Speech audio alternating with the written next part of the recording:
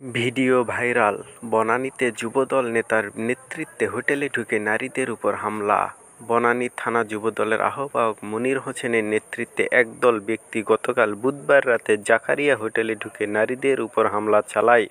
রাজধানীর বনানী থানা এলাকার জাকারিয়া হোটেলে দল বেঁধে ঢুকে দুই নারীর উপর হামলা করেছেন যুবদলের নেতাকর্মীরা। গতকাল বুধবার রাতে বনানী থানা যুবদলের আহ্বায়ক মনির হোসেনের নেতৃত্বে হামলার ঘটনা ঘটে। নারী নির্যাতনের এ ঘটনায় বনানী থানায় একটি মামলা হলেও অভিযুক্ত কাউকে এখনও গ্রেপ্তার করতে পারেনি পুলিশ।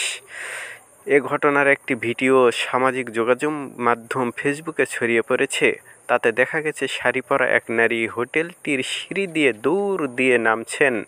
এ সময় বিপরীত দিক থেকে এক ব্যক্তি ওই নারীর পথ রোধ করে শরীরে আঘাত করছেন। তার হামলায় ওই নারী আহত হয়েছেন। ভিডিওতে আরও দেখা যায়, ওই নারী যখন নিচে নামছিলেন তখন সিঁড়িতে তার পেছনে আরেক নারীও দৌড়ে নামার চেষ্টা করছিলেন। তাকে পেছন থেকে ধাওয়া করছিলেন কয়েকজন। একজন তাকে ধরে নিচে ফেলে দেন। এরপর হামলাকারীরা সবাই মিলে মেঝেতে পড়ে যাওয়া দুই নারীকে আক্রমণ করেন। ফেসবুকে ছড়িয়ে পড়া ভিডিওতে দেখা যায়, যখন দুই নারীর উপর আক্রমণ করা হচ্ছিল তখন তারা চিৎকার করছিলেন।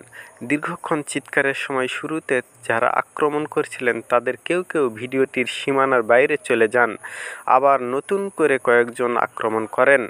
ঢাকা মহানগর পুলিশের ডিএমপি বনানী থানার ভারপ্রাপ্ত কর্মকর্তা মোহাম্মদ রাসেল সরোয়ার প্রথম আলোকে বলেন, যুবদল নেতা মনিরের নেতৃত্বে ওই ব্যক্তিরা জাকারিয়া হোটেলে ঢুকেছিলেন।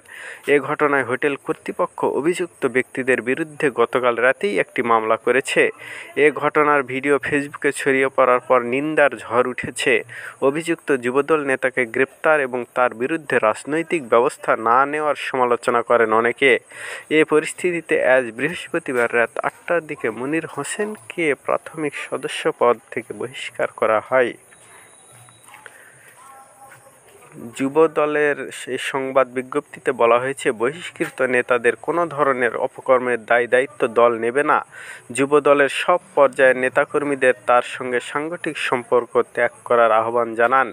এ ঘটনায় অভিযুক্ত ব্যক্তিদের গ্রেপ্তারে কী পদক্ষেপ নেওয়া হয়েছে জানতে চাইলে ডিএমপির অতিরিক্ত কমিশনার বলেন, তাদের ধরতে পুলিশের অভিযান চলমান রয়েছে।